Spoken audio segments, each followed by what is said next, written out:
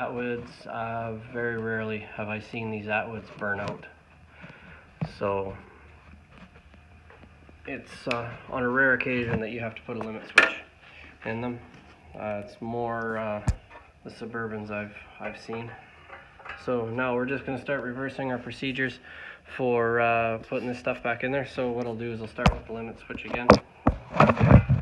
So start your screw.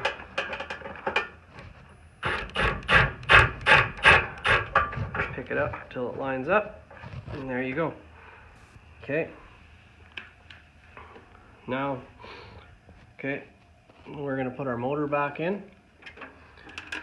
So in a box with a new motor, this would all come in a nice little rectangular box. And more than likely, all this stuff is going to come with it. If it doesn't, before you throw it away, make sure that you have it in the box. If not, then you'll have to reuse it. So then you would have this right here, and cup up or cup in towards the plastic bracket. So you'd put that on there like that. Okay, so then you're gonna have, see this little spot here, you're gonna put that in there, and then your wires have to come out through here. Okay, so that motor has to go in just like that. So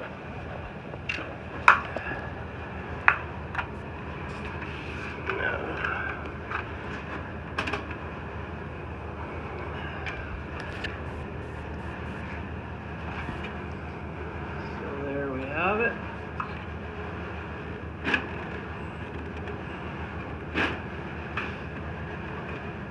There's our motor, it's in place now. Our little bracket that stops it from wanting to spin in there. Okay. Then our gear clamp, which we're going to slide over top. Getting our high limit switches, or high limit switch wires up and out of the way. Making sure they're not pinched in with the motor or around the motor. Making sure that they're free, and you can see that they're free by looking up over top right here. Just come over top here, and you can see down in that hole there, these wires right here, they're nice and free. Okay, good enough, so we don't have to worry about them. So now what we're going to do is we're going to swap for our 5/16 nut driver again, and then I like to hold the clamp, and like I said, I like to keep this square so that I can keep my... There we have it. The motor is in. Okay. So next, we're going to put this on our combustion wheel. So we're going to get our 1/4" Allen key. And then what I like to do is I like to orientate the flat spots of the shaft facing me forward. Okay, so now that they're forward, we know that our set screw is right here. And a lot of the time what I'll do is I'll put a little bit of anti-seize on there too, so that it doesn't, so you don't want it tight against there. You want it just a little ways off. You can't rub. When you go to put your shroud, put your gas valve shroud back on, you don't want the outside of the wheel rubbing here, and you don't want the inside of the wheel rubbing on this plastic shroud here. So we are going to go in there right now, and then go into the right spot. There we go.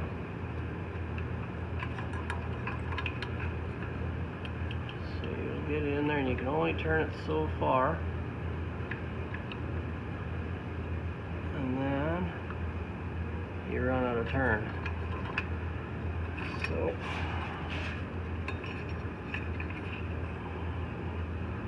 as you can see, the wheel is loose on the shaft still, so I like to just keep the shaft just, so we'll check our spacing again. Still loose. Okay, now it's starting to bite. So just back it off, check our spacing. You can kind of stand back and just eyeball it just a bit. Pull it just off of there. And then as far as getting it in the middle of the shaft, as long as you're on the flat spot, it'll tighten up, and then you just kind of wiggle, hold your shaft this way. You'll hold here with your fingers so it doesn't turn, and then you can kind of wiggle the shaft back and forth as you tighten the Allen key. And then come over here again. And now you'll see here your combustion wheel is in. And what I like to do is I like to give it a quick spin to make sure that, hey, it's not rubbing on anything, and it looks like we have good clearance on the outside, so we have good clearance on the inside too. Okay, so we're not going to worry about our wires just yet. We'll do that after. So now for our next, what we're going to do next here, so we're going to take our igniter. So this is a brand new igniter. It would come in a plastic bag. A lot of the times the new ones now, they don't come with the spade connector on here to plug in. They come with a little whip on it, and you'll have to get a different high tension wire that'll go over top of it and plug in. So just be mindful that when you're buying a new electrode or igniter, to ask them for the high tension wire that goes in conjunction with it. Because if you have an original high tension wire, it doesn't always work. So you'll have to have, it doesn't have a connection on it like that. It has something like this, and the new high tension wire has that. So you can actually join them, you can couple them together. Okay, so what I'll normally do is I'll leave this, I like to leave this attached on here, because once it's tucked up in there, it's hard to get at. So I'll plug that in. And then we will slide this in like that. Okay. Since I'm doing this anyways,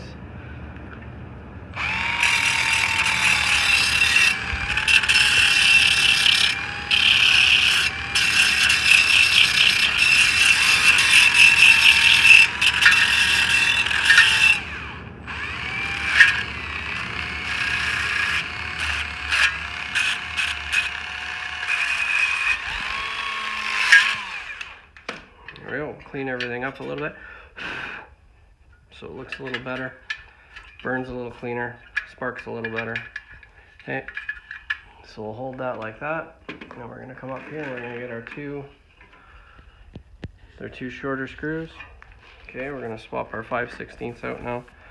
We don't need the nut driver for the 5/16. We just need the 1/4 inch. And we're going to take this here and hold that in place. Do the bottom one first, because the bottom one is the most forgiving. We tighten that up just a little bit too tight. We want to just leave it loose so that we can still manipulate the top. Okay, and put our next screw on. Okay, and again, we're going to sneak through here and up and in. And you got to push when you put that one in there because it's at an angle and it doesn't necessarily always want to bite.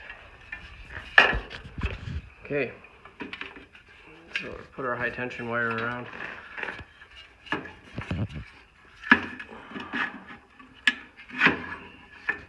not going to get away with that high tension wire on there, so we're going to have to put it on after and fight with it. So, as I said before, this is a little tight going in there. So you'll have to start it cockeyed.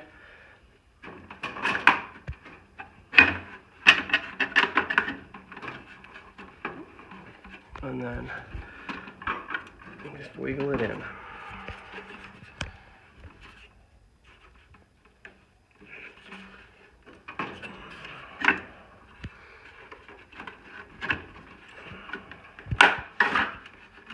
Yep. All it's doing is it just digs into the plastic as you're putting it in, and then it digs into the metal and that, so it does go in there. So we'll get our holes lined up here, and we're going to grab our 4 screws that we took out. And we're going to put our 1 screw up top here.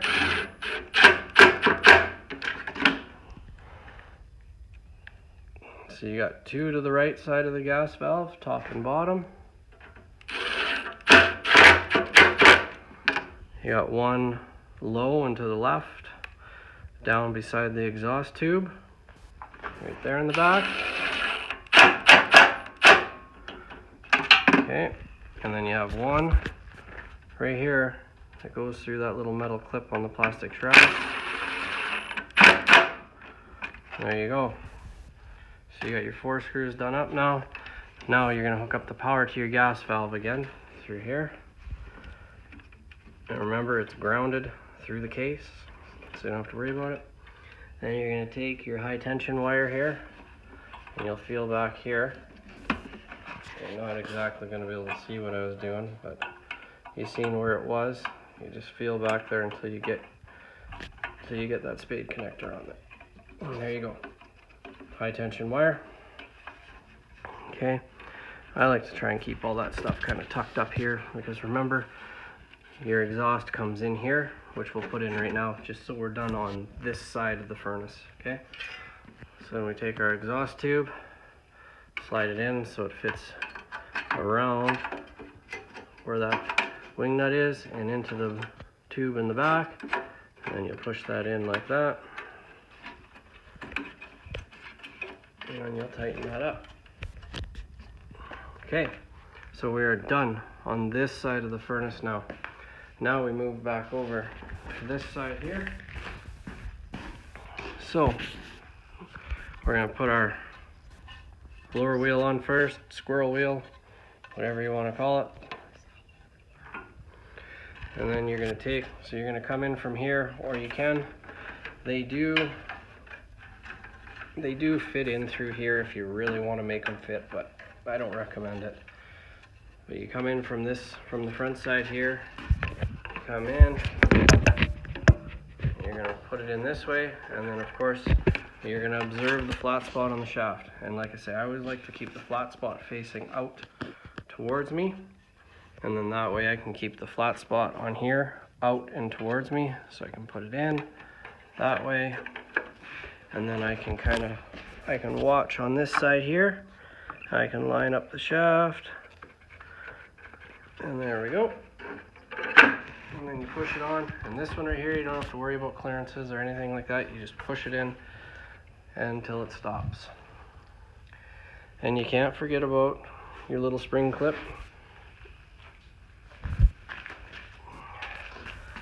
So you put that on.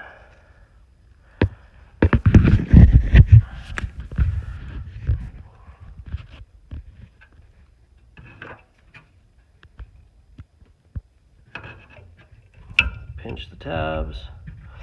Yeah, I don't know if you've seen that or not, but you see those tabs right? See these tabs here? You got 2 and then 1 on either side of it. Pinch that and out it comes. And you slide that on. Slide it onto the back. And there you go. Now that holds your blower wheel on. Okay. Now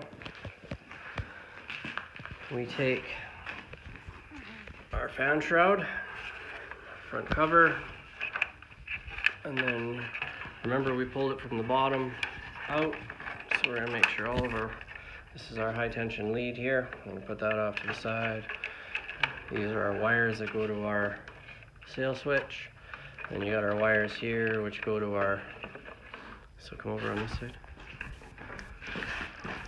So we got our wires to our high limit switch, so we have to make sure that that none of those wires get all caught up in anything. So you got to manipulate this in there a bit.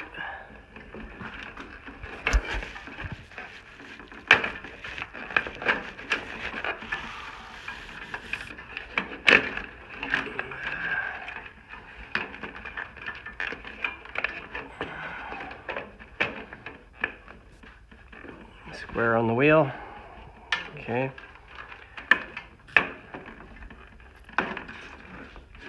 What are we getting stuck on here?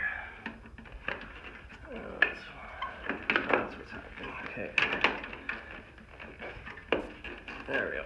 I was just getting too much of it in at first. Okay, so I was trying to, I got the switch up against it here. So you just kind of keep it just forward of the switch, and then you can get the bottom half in there, and then you see, and it just wiggles in nice and easy. Just got to make sure you're paying attention. Okay, make sure all your wires are clear, that you haven't got them pinched in anything. Give your wheel a spin, no rubbing. Okay, we're good to go. Okay, so we grab our other 4 screws that we took out. A magnetic nut driver makes this, with this extension, makes this real easy. And we go back.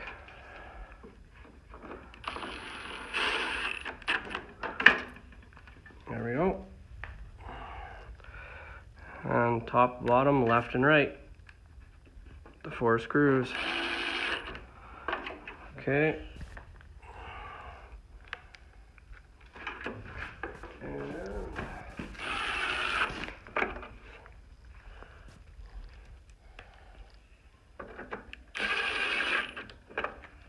There we have it. There's our screws.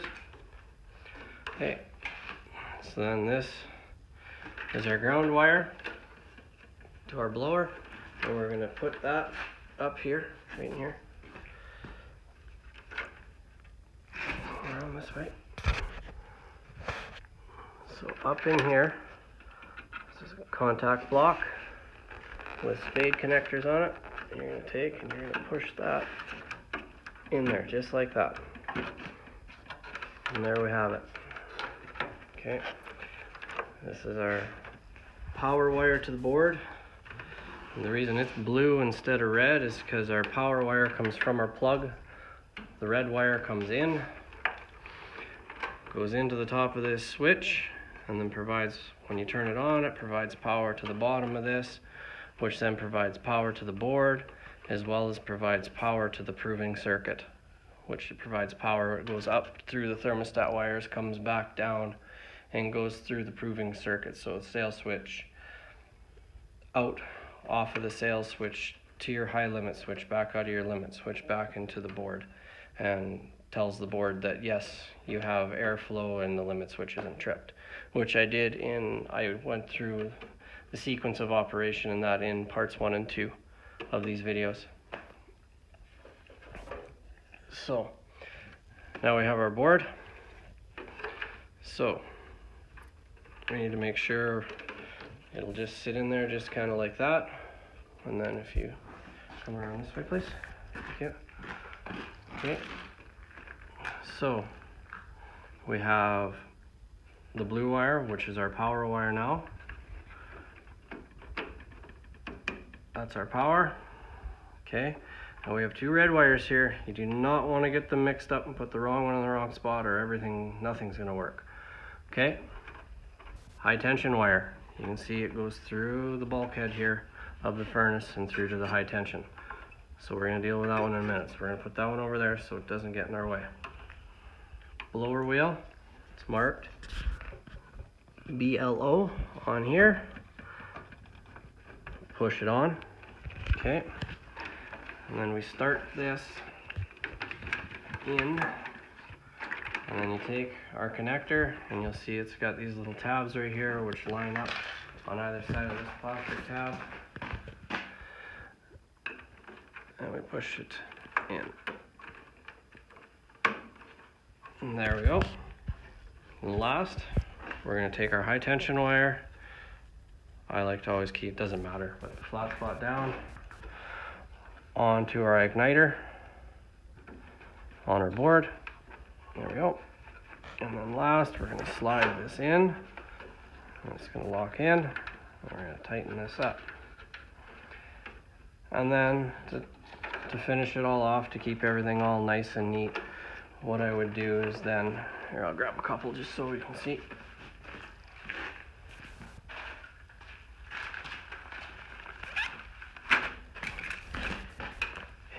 You grab yourself a couple of zip ties. ones that you cut off so that you can get all your wires free.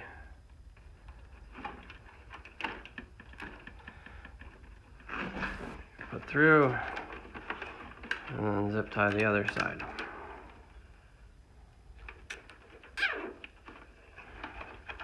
Tuck everything in, and there we go. So that allows you, and I just tuck them up in the top there, and then you can put your cover back on and you're good to go, and that will give you a functioning furnace. So in the next video, what I'm going to do is, we'll come over here, so I'll do it at a later date. What we're going to do is we're going to do this newer furnace and go through the removal and dismantle process of this one right here and go through the whole thing. The diagnostics that I did in the first two videos about the sequence of operation and components all still apply to this furnace.